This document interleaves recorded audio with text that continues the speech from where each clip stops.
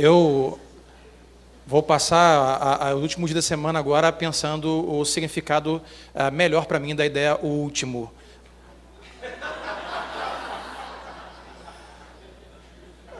Se eu vou ser o último Sandro Soares, não sei.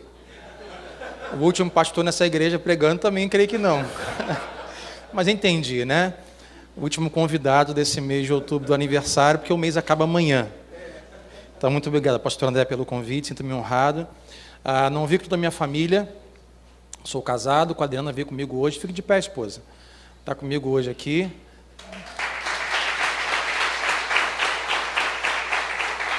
Nós somos casados há 24 anos já. Temos 3 filhos, o Felipe com 22. Ouvi baixinho assim, Temos o Mateus com 14 e a Manuela com 8 anos de idade. Casamos cedo e temos, pela misericórdia e graça do Senhor, caminhado nosso matrimônio até aqui. Então, muito obrigado, Deus abençoe sua vida. Hoje eu quero um tempo que eu tenho, já botei meu cronômetro aqui para a gente não perder a hora. Conversar com você sobre a palavra de Deus, mas lembrar você que amanhã é o dia 502 anos da Reforma Protestante, dado em 31 de outubro de 1517. Então diga assim comigo: somente a fé, somente a Escritura, somente Cristo, somente a graça e glória somente a Deus. Esses são os 5 solas da Reforma Protestante, o qual fez de nós protestantes, servos do Senhor que vivem pela misericórdia e graça. Bom, hoje eu quero conversar com você, eu vou ler 2 textos do Antigo e do Novo Testamento. Então, quero que você pegue comigo a sua Bíblia, e você faça como de costume, sentado ou em pé. Cada igreja tem um jeitinho de ler a palavra, mas eu vou ler 2 textos hoje. Obrigado. E para você que não me conhece, sou pastor na igreja Nova Vida, ali em Santa Catarina, centro de São Gonçalo, uma igreja que é oriunda do Alcântara, né? Foi fundada, inaugurada pelo Alcântara em 11 de novembro de 1989. Portanto, agora, sexta-feira, nós entramos em um mês de aniversário nosso, 30 anos ali naquele bairro. Então, quando Nova Vida Alcântara tinha 9 anos, nós fomos fundados com o pastor Haroldo, saudoso, e Carlos Alberto, meu pai, saudoso também. Então, abra comigo a sua Bíblia, a princípio, Eclesiastes 11, versículos 5 e 6. Eu vou ler um texto do Antigo, depois vou somar com o texto do Novo. Na verdade, me fiquei uma dúvida entre os dois, então eu escolhi falar sobre os dois. Eclesiastes 11, 5 e 6.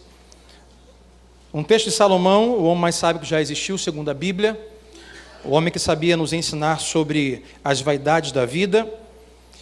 E aqui ele vai nos dizer, no capítulo 11, algumas coisas que nós não sabemos. E aqui citam 2 coisas. Está 2 coisas aqui. Eclesiastes 11, versículos 5 e 6. Ele vai dizer assim: assim como você não conhece o caminho do vento, nem como o corpo é formado no ventre de uma mulher, também não pode compreender as obras de Deus, o Criador de todas as coisas. Versículo 6. Plante de manhã sua semente, e mesmo ao entardecer, não deixe as suas mãos ficarem à toa, pois você não sabe, observe que mais ou menos ele fala a palavra não sabe, você não sabe o que acontecerá, se esta ou aquela produzirá, ou se as duas serão igualmente boas. Agora eu quero dar um salto com você grande até o Evangelho de Jesus, segundo Mateus 13, do 24 ao 30. Lembrar aqui que a versão nós geralmente usamos lá a NVI, não sei qual que está aí. Mateus 13, do 24 ao 30. Agora é Jesus explicando para os seus discípulos sobre o reino dos céus, falando sobre o joio e o trigo. Mateus 13, versículo 24. Disse assim Jesus lhes contou outra parábola, dizendo... Está na NVI também? Está na NVI? Jesus lhes contou outra parábola, está um pouco diferente, mas vamos lá. Jesus lhes contou outra parábola, dizendo: o reino dos céus é como um homem que semeou boa semente em seu campo. Mas enquanto todos dormiam, veio o inimigo e semeou o joio no meio do trigo e se foi. Quando o trigo brotou e formou espigas, o joio também apareceu. Os servos do dono do campo dirigiram-se a ele e disseram: o Senhor não semeou boa semente em seu campo? Então, de onde veio o joio? Um inimigo fez isso, respondeu ele. Os servos lhe perguntaram: o Senhor quer que vamos tirá-lo? Ele respondeu: não, porque ao tirar o joio, vocês poderão arrancar com ele o trigo. Você pode repetir comigo isso nessa versão que eu estou lendo? Diga assim comigo: ao tirar o joio, vocês poderão arrancar com ele o trigo. Versículo 30. Olha o que esse Senhor diz para os seus servos: deixem que cresçam juntos. Diga assim para o seu vizinho: deixem que cresçam juntos. Deixem que cresçam juntos. Juntos quem? O trigo e o joio. Deixe que eles cresçam juntos. O versículo anterior nós dizemos: porque você não sabe se ao tirar o joio você vai arrancar também o trigo. Então deixa que cresçam juntos até a colheita. Então direi aos encarregados da colheita: juntem primeiro o joio e amarrem-no em feixes para ser queimado, depois juntem o trigo e guardem-no no meu celeiro. Até aqui, vamos orar. Deus, de toda graça, nós te damos honras e glórias nesta noite de quarta-feira, pelo privilégio, Deus, destas portas abertas há 39 anos neste lugar. Pelo privilégio, ó Deus, de ter aqui reunido a tua família, Pai, a tua família que são os teus filhos. Povo, Senhor, toda tribo, povo, raça, língua, nação, lavado e remido pelo sangue de Jesus. E é por causa de Jesus que essa igreja está aberta. E é por causa de Jesus que nós nos reunimos aqui, ó Deus. Somente a Ti damos a glória e a honra que é devido ao Teu santo nome. É tudo pela fé, Senhor, pela Tua graça e misericórdia. Por isso, Pai, nesta noite, permeie o nosso coração com a Tua palavra. Fala o que o Senhor quer falar a cada um de nós nesta noite. Que não haja barreiras, Deus, que não haja impedimentos para o Teu agir, o Teu falar. Que os nossos ouvidos possam Te ouvir, Espírito Santo, assim como escrevi as cartas ali na moderna Turquia, as cartas da igreja do Apocalipse, sempre terminava dizendo: aquele que tem ouvidos, ouça o que o Espírito diz às igrejas. Deus, dá-nos ouvidos espirituais nesta noite, assim pedimos e rogamos pela Tua bênção nesta noite, em nome de Jesus, e todos digam amém. Jesus está com essa parábola querendo falar sobre o reino dos céus. E ele sabia da dificuldade dos discípulos entenderem um reino invisível. Ele está falando para judeus que desde o Antigo Testamento têm uma ideia de reino, governo, povo de Deus, de uma forma militar, de uma forma governamental. O judeu tinha a ideia de: nós somos nação de Deus, nós somos a nação qual receberá o Messias, ele vai governar conosco ou sobre nós. Mas os judeus tinham uma rara ideia sobre um reino invisível.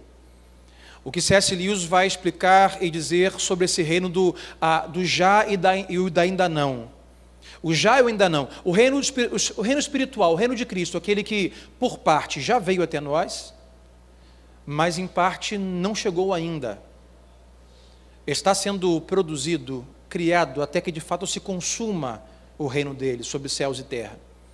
E Jesus, para ensinar sobre algo invisível espiritual, o que ele sempre fazia era usar parábolas naturais, humanas, seculares.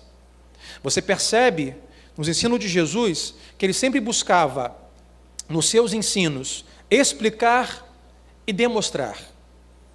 Ele explicava alguma coisa, mas para não ter o risco dessa explicação ser vaga, como uma semente que foi lançada em um solo, mas antes de cair, via ave de rapina e roubou, Jesus não só explicava, ele tentava demonstrar, porque a explicação sem demonstração pode ser muito vaga. Mas também é verdade que Jesus às vezes demonstrava algo, mas depois precisava explicar, porque a demonstração às vezes pode parecer que aquilo que ele fez foi por um motivo que na verdade não foi. Às vezes Jesus ia para a multidão e dizia alguma coisa à multidão, explicava alguma coisa, mas de vez em quando ele pegava, depois da multidão, reunia os 12, chamava no canto e perguntava: vocês entenderam o que eu fiz? Olha, quando eu fiz aquilo, eu quis dizer isso. Porque se você ficar preso à demonstração, sem a explicação certa, você vai se apegar ao propósito ou o fato de forma equivocada. Quer ver um exemplo? O exemplo clássico de que uma demonstração não explicada pode dar um outro entendimento é aquela parábola da multiplicação. Diz que estava ali muitas pessoas, Jesus pegou um garotinho com um McLanche feliz, não foi assim que diz a Bíblia? Era um McLanche feliz, era um cheeseburgerzinho, era um iogurte, a maçãzinha. E Jesus do McLanche feliz botou todo mundo para comer e ainda sobrou comida. Com aquela demonstração, as pessoas começaram a ter ideia do propósito qual Jesus veio ao mundo. Ele veio aqui para nos fazer milagres, para nos dar provisão e comida. E por perceber que as pessoas começavam a pensar coisas do tipo, ele precisava constantemente dizer assim: não, você entendeu errado. Olha, eu sou o pão da vida. Isso aí é para mostrar o que eu farei. Comam de mim, bebam de mim. Ele constantemente precisava demonstrar e explicar. Outro exemplo é quando Jesus chega a um paralítico e fala assim: os seus pecados estão perdoados. Quem pode perdoar pecado? Deus. E constantemente essa era a questão dos judeus contra Jesus. Blasfêmia. Ele se declara Deus. Ele não pode perdoar pecados. E para demonstrar que ele tinha autoridade para perdoar pecado, algo que ele fez, para o paralítico disse: levanta, pega a tua cama e anda. Sabe por que ele fez isso? Para dizer e demonstrar quem ele é. Ele tem autoridade para fazer um paralítico levantar e andar. Portanto, ele tem autoridade para perdoar pecados. Então, Jesus sempre explicava e demonstrava. Fazia sempre os dois juntos. Explicação e demonstração. E quando está explicando para os seus discípulos sobre o reino dos céus, ele vai usar uma parábola simples do joio e do trigo. Ele vai usar um símbolo natural para explicar algo espiritual.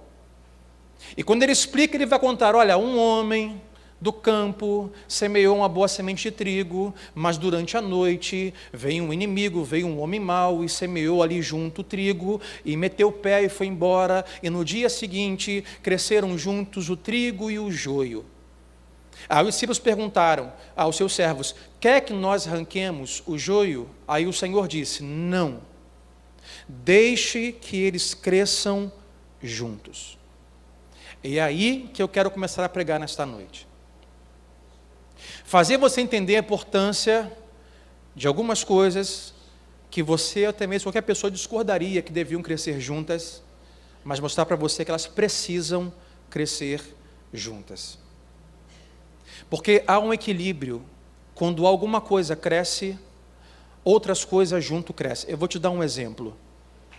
Jesus, quando fala sobre trigo e joio aqui, também é um símbolo daquilo que aconteceria com ele. Por exemplo, quanto mais o ministério de Jesus avançava e crescia, e ele ficava famoso, ao mesmo tempo também crescia a sua oposição, os seus inimigos e os seus algozes. Quanto mais crescia a fama de Jesus, mais cresciam as perseguições. E observe que às vezes nós entramos em um ciclo espiritual ou religioso de oração. Por exemplo, quantos aqui já oraram para dizer assim: Deus, me dá um filho? E engravidaram, tiveram filho. Nesse caso as mulheres, né? Levante a mão comigo. Senhor, eu preciso de um filho. Uma igreja grande como essa, possivelmente há pessoas que tiveram dificuldade de engravidar. Quem sabe perderam primeiro a gravidez, aborto espontâneo, segunda gravidez, terceira gravidez, mas oraram. A sua prece foi: Senhor, me dá um filho. Aí os filhos vieram. Aí os filhos cresceram. Aí quando o filho nasceu, aquilo que outrora foi motivo de oração e prece sua: Senhor, me dá um filho, como Ana de Samuel, Senhor, me dá um filho, Senhor, não tenho filhos, Senhor, me abençoa, eu preciso de um filho, Deus, agracia-me, Senhor, com um ventre. Aí você orou e pediu, aquilo que foi súplica, depois de 9 meses nasceu, passou a ser agora um testemunho de louvor a Deus. O meu filho nasceu, mas adivinha, o garoto vai fazer 14 anos de idade, e aquilo que foi um testemunho de glória, vai voltar de novo a ser pedido de oração para Deus. Deus, esse menino, Senhor, o que eu faço com ele? Senhor, ele não sossega. É ou não é? Aí ele cresce, faz 18 anos, Aí vocês oram, Senhor, dá-nos condição de conseguir pagar uma carteira de motorista para esse garoto. Senhor, está difícil, a segurança. Senhor, nos abençoa com um carro, Senhor. Um segundo carro, para meu filho poder dirigir. Aí Deus abençoa, aí te dá um carro. Você vai, pastor, Deus abençoou, pastor. O que foi, minha irmã? Deus me deu um segundo carro, pastor. Meu filho agora vai para a faculdade de carro, mas seu filho sai de casa, de carro. Aí você dá o jeito e fala assim, Senhor, protege meu filho, Senhor. Aonde que eu estava com a cabeça quando eu comprei esse carro? Você vai aonde, meu filho? Mãe, estou de carro agora, eu vou sair. Senhor, por favor, o que eu fiz com esse carro, Senhor? Percebe que você vive num ciclo de que você agora roga a Deus, aí Deus te dá, daqui a pouco isso pode ser um problema na caminhada para você. E uma vez eu ouvi uma jovem orando assim, você que está solteira, escuta esse conselho. Uma jovem assim, Senhor, me dá, Senhor, um homem de Deus, eu preciso casar, me dá um namorado, Senhor. Senhor, que ele seja um homem de Deus, mas também gostaria que ele fosse alto. Mas, Senhor, entre ser homem de Deus e alto, eu prefiro que seja um homem de Deus. Mas se puder, será que ele pode ser os dois? Um homem de Deus e alto? Pode não ser os dois ou não pode ser os dois? Pode. Olha o que minha esposa arrumou. Aí, não funcionou, filho? Um homem de Deus e alto? Senhor, pode ser os dois? Jesus está dizendo para os seus discípulos, deixem que o trigo e o joio cresçam juntos. Às vezes você ora assim, Senhor, abre a porta de emprego para mim. Aí Deus abre. Aí junto com uma oportunidade que Deus te deu, aumenta as suas responsabilidades.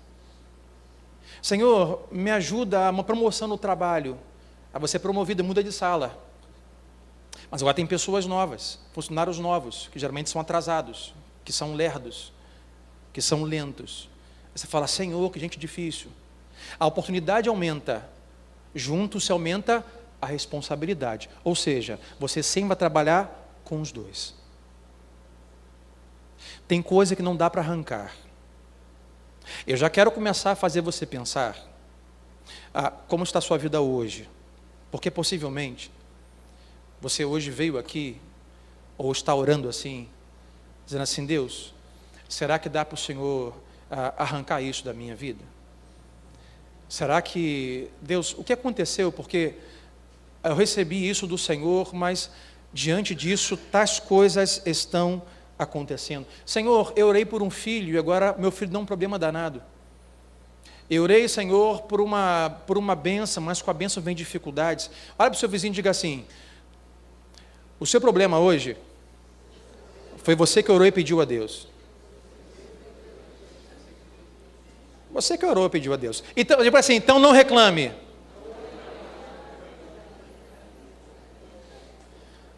É claro que tem coisas que nós não pedimos a Deus, mas a maioria nós pedimos.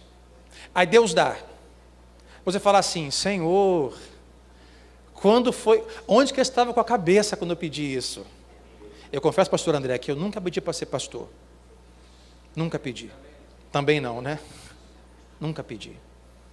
Mas muita coisa que eu pedi, diga assim, Deus, se o Senhor puder, tem como o Senhor me conceder? Senhor, me ajuda aí.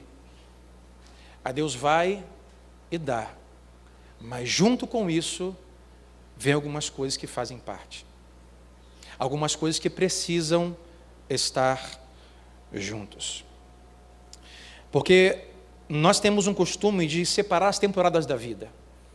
Pode ser que alguém hoje diga assim, pastor, olha, eu não, hoje estou numa fase boa, se me perguntarem hoje, como é que está a sua vida hoje? Hoje estou numa fase excelente. Meu filho nasceu, meu filho me veio para a faculdade, eu troquei de carro, troquei de emprego, consegui isso, minha fase está boa, tinha uma enfermidade, eu fui curado, consegui pagar o cartão de crédito, que é uma grande vitória, consegui, pastor, a minha vida hoje está uma fase linda. Aí alguém do lado diria assim, não, minha fase não. Não, uma fase difícil. Olha, essa fase já passei, quero voltar a ela, mas minha fase agora é difícil. Eu estou com um filho desempregado, eu estou com um marido desempregado, estou com uma mãe doente, eu estou sem condução, eu perdi meu carro. A gente tem um costume, sabe, gente, de emprateleirar as situações da vida. Mas saiba que isso é uma fantasia. Porque o tempo todo O momento todo, agora, por exemplo, todo mundo está vivendo uma fase boa e ruim ao mesmo tempo. Porque não há perfeição numa fase da sua vida. Depende de como você olha. Por exemplo, você, ao me olhar aqui nesta noite, arrumado, cheiroso, tomei banho, ar-condicionado, você não me conhece. Eu posso parecer para você hoje o pastor mais abençoado do mundo. Mas além de ser pastor, eu sou pai. E às vezes, André, lá na igreja a gente tem essa liberdade. Eu falo para os membros, às vezes eu falo assim, irmãos, vou pregar hoje, mas antes de pregar, quer dizer para você que aqui no carro, de casa para cá, eu dei uns 2 tapas no meu filho. Porque eu não sou santo, eu sou pastor e eu sou pai. E às vezes o pai tem que falar um pouco mais alto. E eu sou marido, e sou pastor, mas sou marido. Por exemplo, de respeito à minha esposa, você vai conhecer um outro lado meu, eu sou transforme, eu vou virar bicho. Ninguém tem uma fase completamente boa ou completamente ruim. Nós vivemos o tempo todo as duas coisas. Depende do olhar que nós temos. Então podemos ao mesmo tempo ter um filho que conseguiu uma vaga de emprego, enquanto temos um marido desempregado. Nós conseguimos ter ao mesmo tempo um carro que bateu sem seguro, ao mesmo tempo de uma mãe que foi curada de uma enfermidade. Tudo vai depender de qual ótica você vai olhar. Se você vai olhar o lado de que Deus continua sendo o mesmo, está cuidando de mim. Se você vai olhar o lado que você tem mais do que você merece. Se você vai olhar o lado que Deus continua acompanhando a sua vida, isso é só um momento que você está vivendo, mas Deus está no controle. Ou se você vai exaltar e jogar lá em cima, elevar, botar lá para o alto, simplesmente o que lhe falta. Não categorize. Nós vivemos ao mesmo tempo as duas coisas. Na verdade, nós precisamos ao mesmo tempo das duas coisas. É o que Salomão vai dizer em Eclesiastes 11, o texto que nós lemos. Olha, você não sabe a direção do vento. Você não sabe como é gerado no ventre de uma mulher uma criança. Você não sabe qual semente vai ser boa. Então semeie pela manhã, mas à tarde não fique à toa, porque você não conhece, não sabe os planos de Deus. Então continue semeando. Você não conhece. Jesus fala assim para os seus discípulos: não arranquem o joio do trigo, porque vocês não sabem se o trigo vai sair junto. Vocês não conhecem. Então, você precisa agora, diga sempre ao seu vizinho, você precisa agora dos dois. Salomão vai dizer assim, em Eclesiastes 11, texto que nós lemos, você não sabe como uma criança no ventre é formada. Pastor, a gente não sabia aquela época, não tinha ultrassonografia, agora tem. Mas a ultrassonografia vai ver a estrutura, os ossos da criança. A vida não se dá por ossos. A vida não é formada apenas de ossos, carne e músculos. A vida é formada de ossos, carne, músculos e espírito. Sem espírito não há vida. Você numa ultrassonografia você pode conhecer uma criança no ventre, aquilo que é osso, carne. O que Salomão diz você não sabe como essa massa, como esses pequenos ossos têm vida. Estrutura sem espírito não tem vida. Mas também diria que espírito sem estrutura não tem vida. O que vale nesta noite, lembrando os 39 anos desta igreja, pastor André, uma igreja deve ter essa realidade. Saber que a estrutura sem espírito não tem vida. Como espírito sem estrutura não há vida. Eu hoje aqui tenho estrutura. Eu tenho um esboço. Eu tenho uma Bíblia. Eu tenho anotações. Mas para essa palavra hoje Deus pegar e mudar a sua vida, e lhe abençoar e mudar a sua história, não basta a minha estrutura que eu trouxe aqui anotada. É preciso que o sopro do Espírito Santo de Deus venha sobre o seu coração. É o que no original quer dizer o ruar de Deus, o sopro de Deus, o que trouxe a vida à existência. Da mesma forma, uma igreja como essa, 39 anos. A igreja pode ter toda a estrutura do mundo, se não tiver o Espírito de Deus, não tem vida. Como também uma igreja que não se estrutura para receber o que Deus quer soprar nela, também deixa a falhar. Então precisamos do sopro de Deus e precisamos de estruturas. Precisamos de estacionamentos, e salas, e berçários, e ar-condicionado, e auditório, e cadeiras. Porque Deus quer soprar o seu espírito, a sua vida, sobre a igreja, na vida do Alcântara. Mas para isso é preciso ter estrutura para receber o que Deus quer fazer neste lugar nos próximos 39 e 40 anos. Salomão diz: vocês não conhecem, vocês não sabem. Jesus diz: vocês não sabem sobre o trigo e joio, então não ranquem, deixa que isso cresça junto. Vocês precisam deixar que o trigo cresça junto do joio. Diga assim para o seu irmão: você precisa dos dois. E o mais interessante aqui é que nós precisamos dos amigos, mas também precisamos dos inimigos. Nós precisamos dos dois. Dos dois. Olha Jesus, quando vai fazer a seleção dos 12 indicados, dá continuidade ao reino do Senhor após a sua ida aos céus. Entre os 12 tem um que a Bíblia vai dizer que era o próprio diabo, o próprio demônio. O nome dele, Judas. Lá estava ele, mas Jesus escolheu Judas. Você fala assim: pastor Sandro, qual é a lógica de Jesus escolher um que ele sabe que é o próprio diabo? Por que escolher um que se levantaria como inimigo dele, que o negaria, que o venderia? Jesus sabia que precisava de João e que precisava de Judas. Quem era João? João era o amigo. João estava no peito.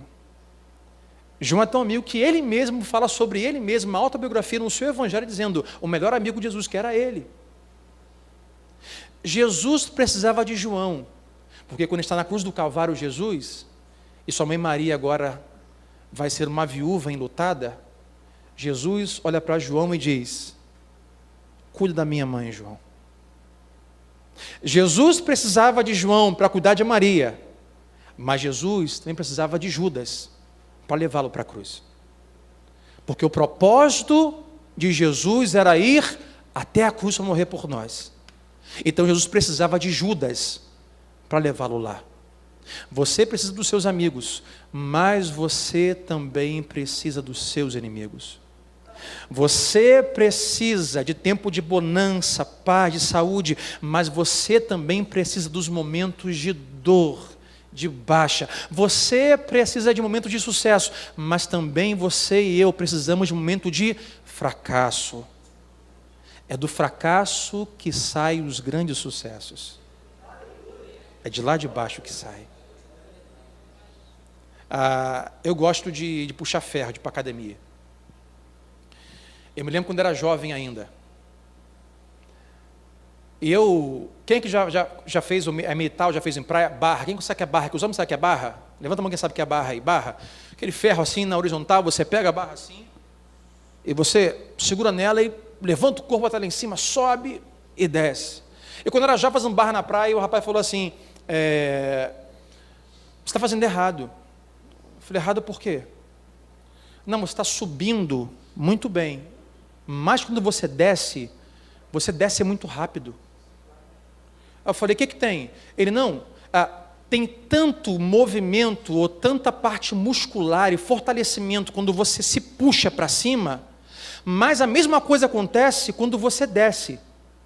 Ele falou: então se for descer, desça devagar na barra, fazendo força, porque quando você desce, você também ganha força. E eu me lembrei disso. Quando nós subimos, ganhamos força.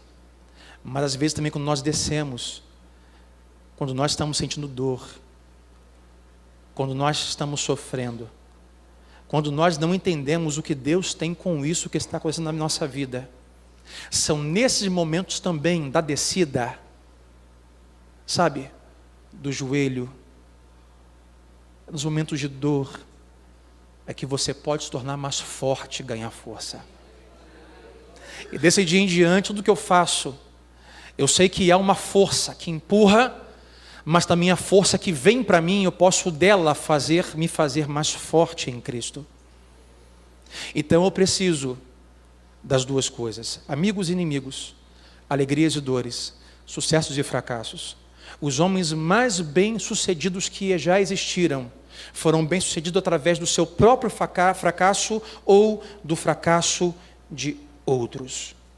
A Jesus diz: você não pode tentar puxar o joio do trigo. Qual era o problema? O problema não estava na superfície. Na superfície, o joio e o trigo se parecem, eles estão arrumadinhos, distintos, ou você consegue distinguir mais ou menos o quem é quem. O problema de arrancar o joio do trigo não é na superfície, o problema está embaixo da terra.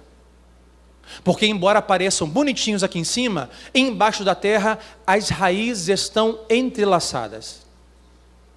Então Jesus diz: não arranque ainda, até a época da colheita. Sabe o que é isso? Até a hora certa. Tem hora certa para arrancar o joio. Não mexam aqui. Sabe por quê? Às vezes o seu joio vai ser a dor, o sofrimento, um fracasso. Você não tem ideia. Você não sabe por que está acontecendo. Mas aqui embaixo, no fundo, nos planos de Deus, essa dor, esse sofrimento, esse fracasso, está misturado, entrelaçado com o propósito de Deus para a sua vida. Essa dor faz parte do plano de Deus para a sua vida. Esse fracasso faz parte do plano de Deus para a sua vida. Nós somos péssimos jardineiros. Não se deixe virar um autocultivador. Sabe por quê? A imaturidade pode fazer de você um jardineiro imaturo, você começar a arrancar coisas que não é para arrancar. Eu me lembro quando eu era criança, eu morava aqui na Alcântara. Voltei para Alcântara de novo. Eu morava aqui, estudava no Colégio Alcântara, e morava aqui no Jardim Alcântara, na Rua 1. Nada mais é, nada, não se parece mais. Eu morava em frente da casa do Joadir e da Edna, pais do Bispo Robson. Morávamos em frente. E meu pai reformou a casa e fez uma jardineira na frente da casa. Constantemente meu pai dizia assim: olha, precisa limpar esse jardim, está com muito mato, está com muita erva daninha. Eu ia para lá de má vontade. Eu falei assim: isso aqui acho que é erva daninha. Isso aqui também é. Isso aqui também é. Mãe, acabei, limpei o jardim. Olhar para minha mão, olhar para mim. Ela procurava um chinelo, uma vara. Você via na cara dela que ela queria me bater. O que foi, mãe? Arranca erva daninha. Isso não é erva daninha, garoto. Isso é minha planta. Isso aí é minha orquídea. Isso aí é meu negócio. Você arrancou minha planta. Eu só queria ajudar, mãe. Não, você não sabe. Sabe o que é isso? Não saber distinguir o que é planta e o que é erva daninha. Não saber distinguir o que é flor, o que é espinho. Não saber discernir o que é trigo, o que é joio. Deus está dizendo: você não sabe discernir ainda, então não tente mexer. Isso que você enfrenta hoje, como Salomão disse, você pode não entender, mas no fundo tem um propósito. A dor pode estar entrelaçada ao propósito de Deus na sua vida. Você não pode arrancar. Isso precisa crescer junto, tem que ficar aí. Tem que ficar aí. Geralmente nós somos seletivos para Deus. Deus, se possível for, me traz isso e me tira isso. Deus fala assim: não, eu vou trazer isso, mas que tem que ficar. Não, eu não vou nem trazer isso, ainda vou deixar isso aqui. Senhor, o Senhor é malvado. Não, eu sou bom. Eu não sou amoroso. Jesus não é amoroso. Jesus é amor. Amoroso posso ser eu com algumas pessoas. Ele é amor. Ele não é bondoso. Ele é bom. Ele é a própria justiça, a santidade. Eu quero dar para cada um de nós. Se é para esse tempo permanecer, não tente arrancar. Porque isso precisa crescer junto. Os dois precisam crescer juntos. O trigo e o joio.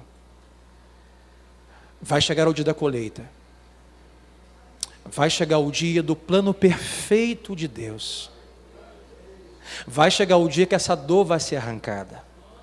Vai chegar o dia que a enfermidade vai embora. Vai chegar o dia que as coisas vão mudar. Mas se não é o dia, deixe isso para o grande agricultor, para o grande plantador que plantou no seu coração para a fé, para crer nele. Deixa ele arrancar isso, não arranque você. Me lembro do apóstolo Paulo. Ele mesmo disse: 3 vezes roguei ao Senhor pedindo: que me tirasse o espinho da carne.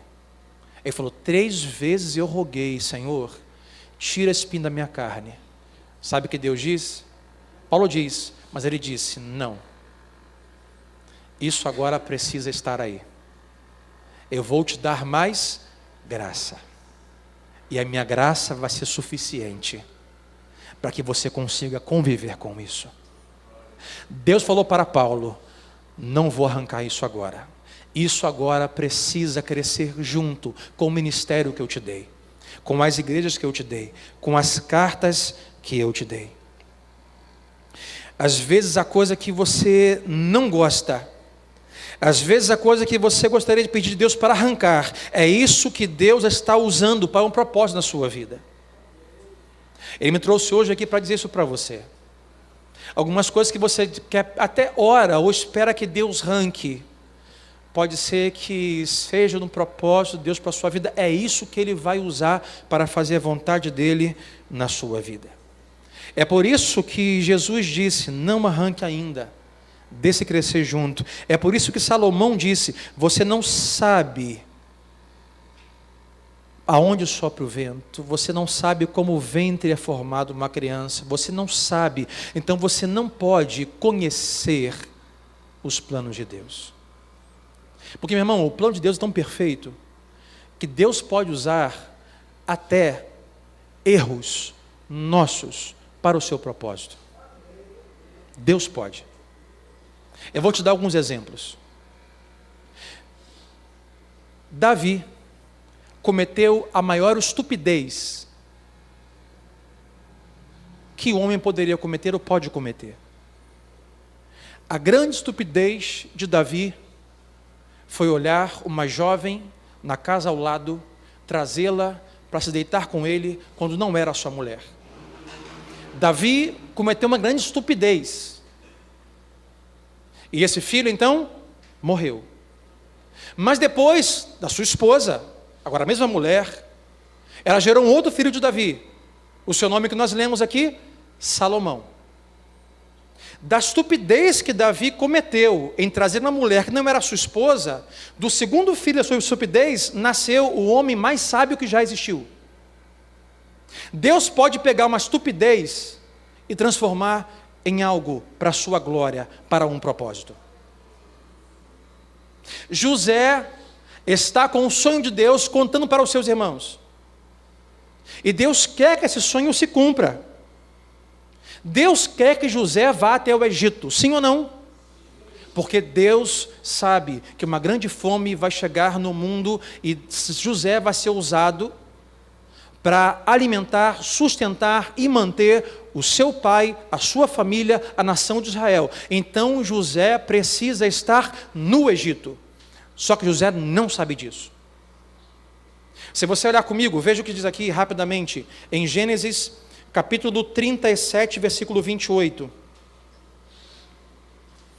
O momento em que José foi vendido.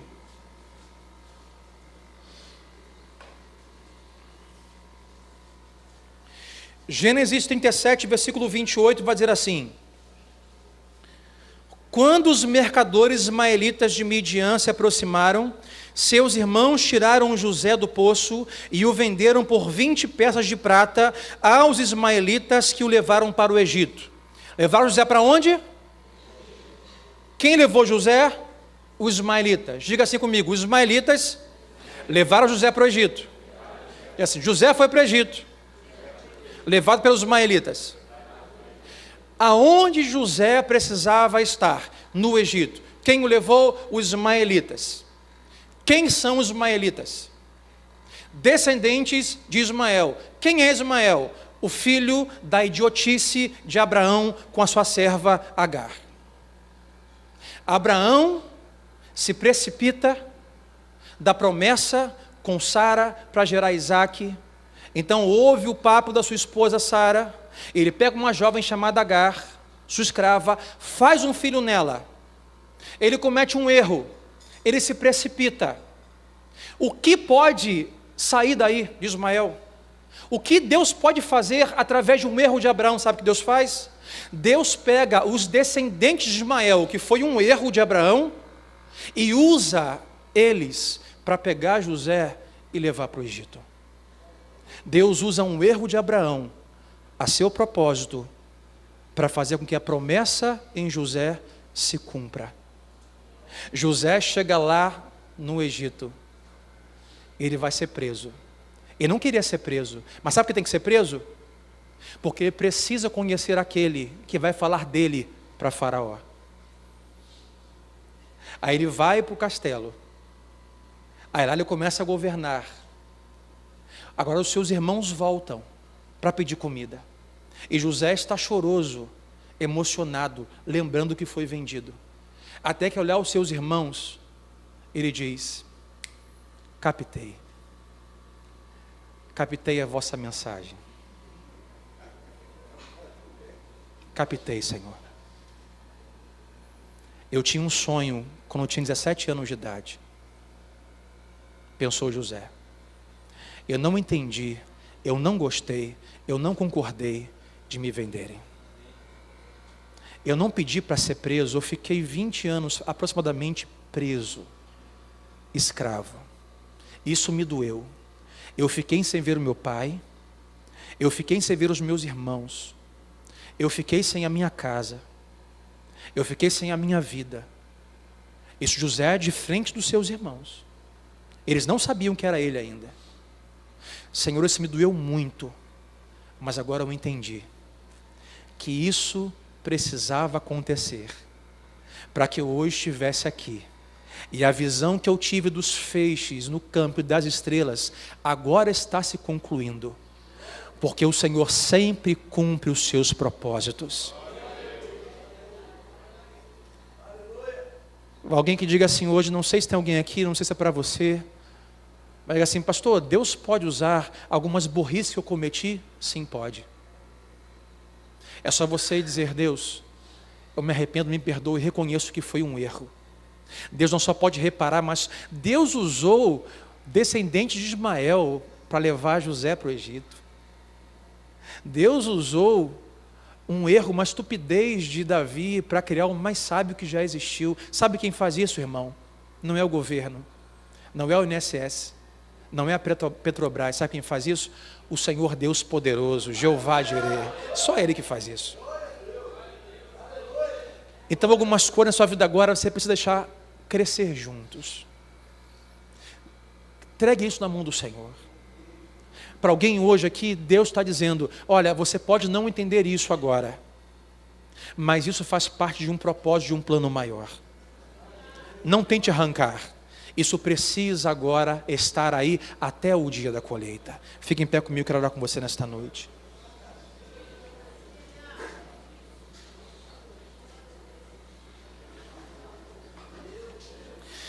Deus pode usar qualquer coisa para cumprir o seu propósito. Pastor, Deus pode usar minha enfermidade para fazer o seu plano? Pode. Pastor, Deus pode usar meu fracasso para fazer o seu plano? Pode. Pastor, Deus pode usar qualquer coisa, Deus pode usar para cumprir o seu propósito na terra, na sua vida. O que Ele estabelece, ninguém muda. Não tem governo que muda a mão de Deus. Não tem nada que muda a mão de Deus. O que Ele planejou vai acontecer. E a boa notícia é, como cantamos aqui, Deus ama a sua vida. Ele não tem prejuízo para você. Toda dor é momentânea. Toda dor é momentânea. Mas pastor, a minha mãe era serva do Senhor, pastor, tinha câncer e morreu de câncer. Eu sei. Mas e agora, pastor? O câncer acabou. O câncer não tem mais agência na vida dela. Agora, se ela está em Cristo, morreu em Cristo, tem um corpo glorificado, face a face com Deus Pai.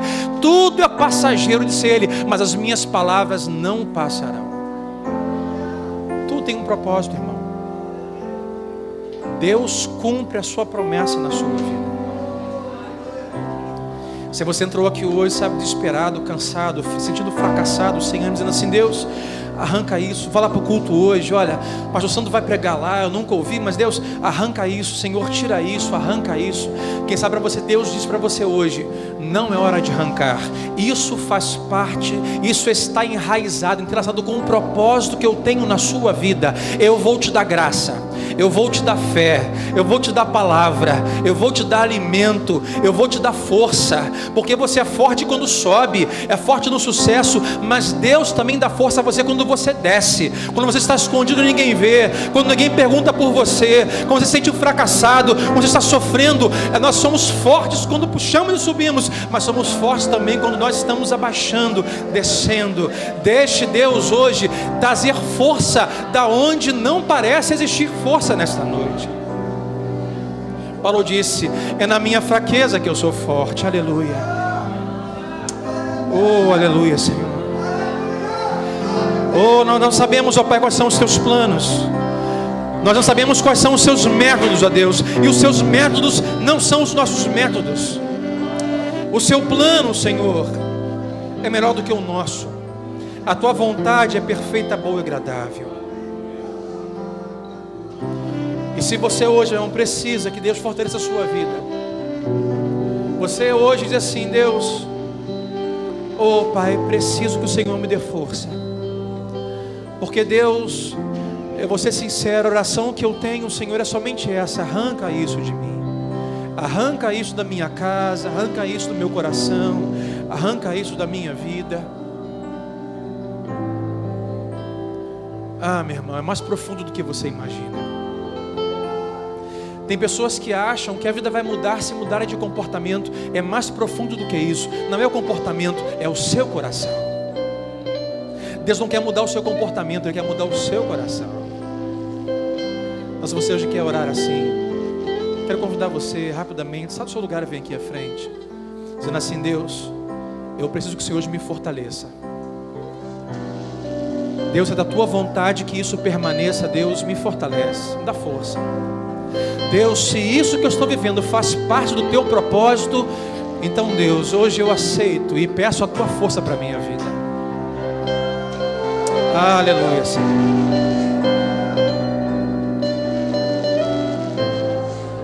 Não é tempo de arrancar ainda, é tempo de deixar aí. Isso faz parte do plano de Deus na sua vida. Isso faz parte da missão do Senhor na sua existência. Isso faz parte do plano de Deus no seu casamento, na sua família. Oramos: Senhor, transforma meu marido, mas as coisas não acontecem. Quem sabe Deus está usando um cônjuge problemático para poder moldar o seu coração, o seu caráter, para ensinar você o poder da intercessão e da oração. E se não fosse assim, você não intercederia, você não oraria. Mas Deus, o meu filho está difícil, Senhor, porque o Senhor não muda a história do meu filho. Talvez Deus esteja usando isso para fazer algo sobrenatural que você não sabe.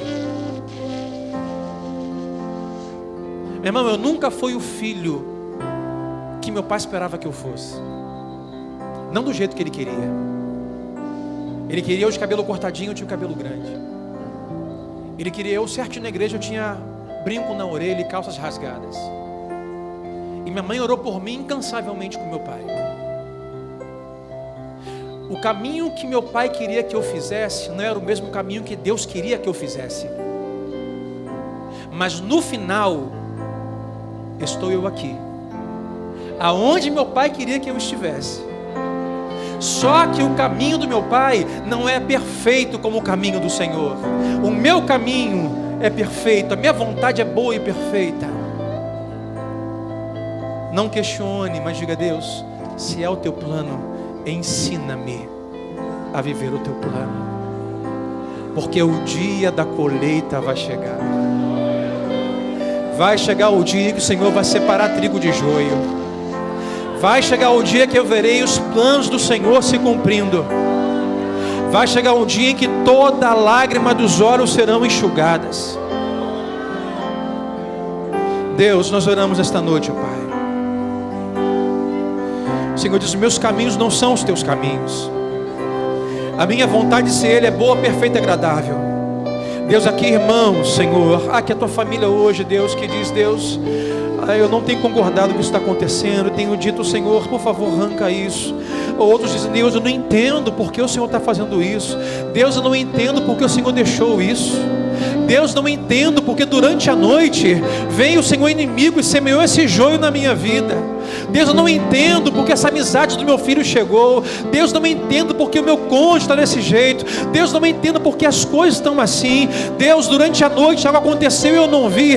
Deus hoje diz: deixe crescer junto, eu estou cuidando, eu posso usar isso, eu vou usar isso. Isso pode fazer parte do meu propósito e do meu plano. Vai chegar o dia da colheita, aleluia. Vai chegar o dia da separação.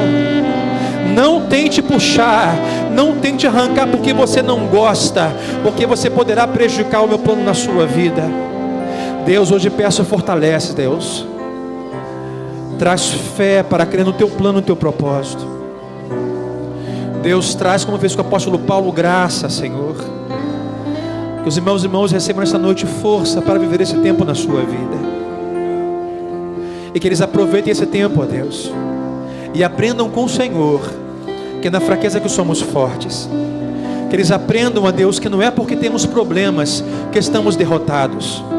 Não é porque estamos sofrendo, Senhor, que estamos aniquilados. Porque o nosso Redentor vive. Disse Jó. Jó disse: perdeu filhos, perdeu negócios, perdeu empresa, perdeu saúde. Ele disse: eu sei que ele há de se levantar, porque o meu Redentor vive. Deus, não estamos aniquilados, estamos vivendo tempos difíceis, mas em Cristo nós somos mais do que vencedores. Então, ó Deus, que os meus irmãos consigam, ó Deus, viver de forma graciosa nesse tempo difícil.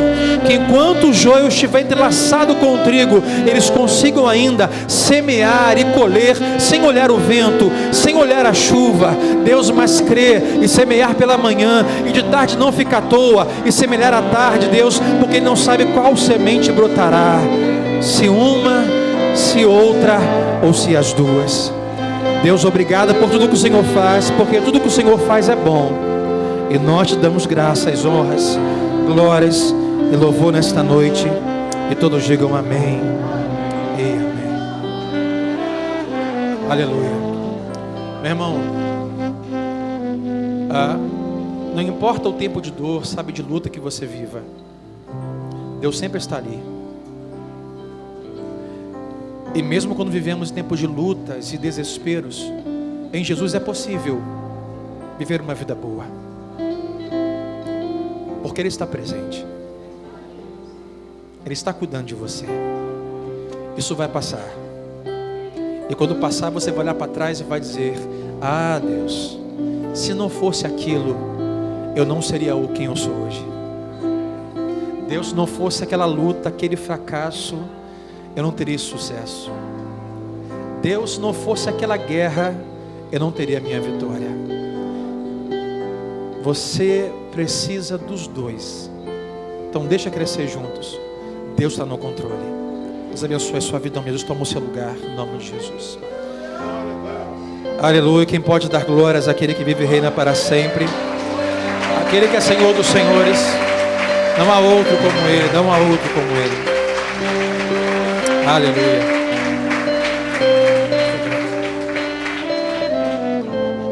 Deus abençoe a sua vida. Ore pela filha de vocês e a igreja ali, Santa Catarina.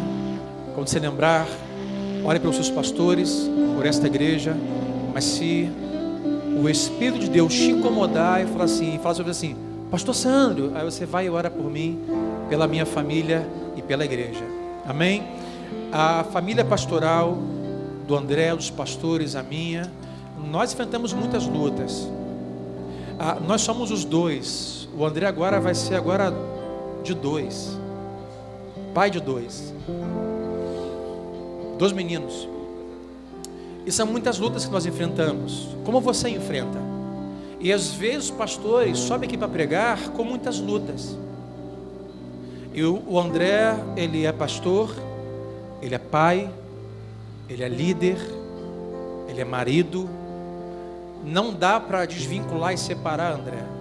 Ser pastor e ser pai, ser pastor e ser amigo.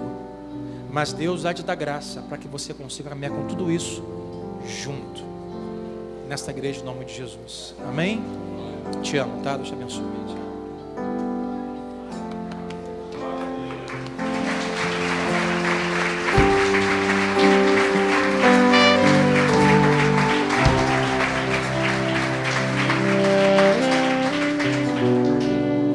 por isso você precisa orar pelos seus pastores. Amém? É por isso que você precisa orar pela liderança da igreja. E não vamos perder a oportunidade de orar por eles. Não é verdade, Fendra? Vamos orar por essa igreja, orar por esse ministério em Santa Catarina. Em nome de Jesus. Estenda suas mãos para cá. Pai, nós te damos graças, Senhor. Louvamos o teu santo nome. Ó Deus, como é lindo ver a obra das tuas mãos. Como é lindo, Senhor, ver a maneira como o Senhor edifica os teus propósitos, Senhor. Por isso, Senhor, eu venho te pedir, Senhor Deus, sobre esta casa. Eu venho te pedir, Senhor Deus, sobre esta família. Ó Deus, os mesmos desafios, os mesmos sonhos, os mesmos projetos, os mesmos dilemas. Ó Deus, nós venhamos te pedir, Senhor Deus, para que o teu reino venha sobre esta casa. Ainda mais uma vez. Nós clamamos, Senhor Deus, para que a tua boa, perfeita vontade se cumpra, Senhor. Em cada área, em cada canto, em cada aspecto, Senhor Deus. Para que ouça a oração dos teus filhos, Pai. Nós te pedimos, Senhor, por cada um dos teus rebentos, cada um dos seus filhos, Pai. Ó Deus, para que a graça esteja sobre cada um deles, Senhor. Que cada um deles, Senhor, venha te conhecer ainda mais. Ainda mais. Tudo aquilo que ele já tem experimentado em toda essa caminhada contigo, Senhor. Com todo o exemplo dos seus pais, que eles possam ainda mais conhecer a Ti, Senhor. Pai, nós te pedimos também por esta igreja. Essa igreja, Senhor Deus, que está ali, vitoriosa, rompendo em fé. Ó Deus, nós te pedimos, Deus, as Tuas vitórias, Senhor Deus. O Teu favor sobre esta casa. Ó Deus, os projetos, ó Deus, os sonhos. Aquilo que está no coração do Teu Filho, Pai. Aquilo que Ele vislumbra, Pai, para aquela igreja, Senhor.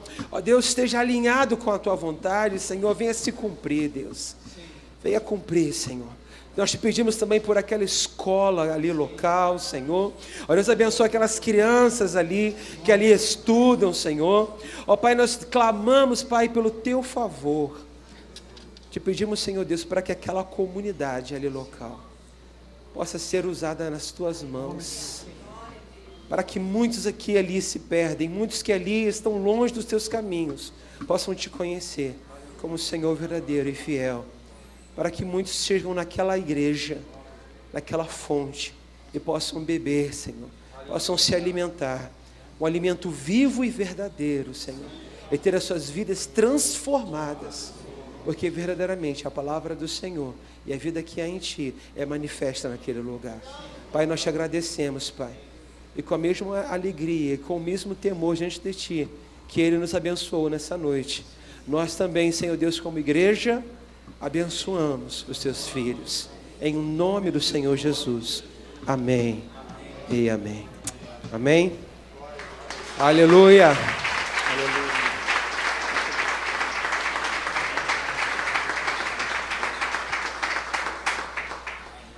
Estenda suas mãos, vamos nos despedir em nome do Senhor Jesus. Pai, Te damos graças por essa noite, por essa palavra que nos foi poderosamente ministrada, Senhor. Nós Te agradecemos, Senhor.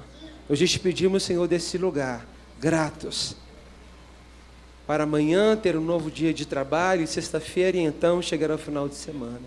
Ó Deus, nós Te agradecemos e retornamos para nossas casas, debaixo da Tua graça e proteção, em nome de Jesus. Amém e amém. Amém. Deus te abençoe.